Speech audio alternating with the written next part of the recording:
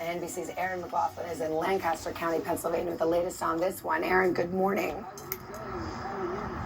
Savannah, good morning. The crash happened just behind me in the parking lot of a retirement community very close to people's homes. First responders say this was a split second away from being so much worse. This morning, investigators are looking into this frightening scene. Receiving multiple calls for a aircraft crash. After a small private plane crashed into a residential area in Lancaster County, Pennsylvania. Remarkably, all 5 people on board survived. According to air traffic control, someone on the plane reported an open door on the aircraft shortly after takeoff and requested permission to return to Lancaster Airport. Lancaster Tower, Bonanza 347, Mike has an open door. We need to return for landing. Mike, pull up.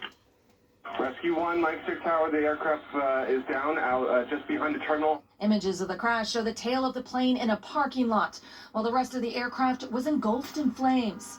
The fire on the ground damaged multiple vehicles. First responders arrived within minutes. Had that plane stayed in the air for another half a second, it had been into the second or third floor of a multi-story structure that housed a number of apartments. Brian Pipkin witnessed the crash and called 911 before rushing to help. The fire was so hot. I was covering my face and the smoke was so thick. And at that point, cars were on fire and they were popping and explosions. While this latest crash did not involve a commercial aircraft, it comes at a time when aviation safety is under the microscope.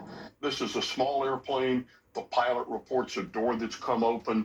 That is a known problem. It is nothing like any of the airliner accidents or even the jet accidents that we've seen.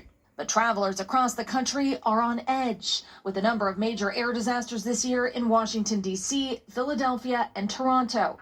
In Lancaster, first responders assured the public they're ready. We practice, we train, we communicate. Today is just a great example of how, even in a bad situation, so far we've had a pretty good ending.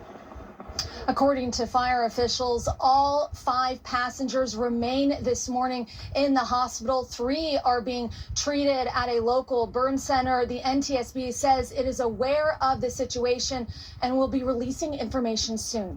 Savannah. All right, Erin, thank you very much. Meanwhile, a state of emergency remains in effect on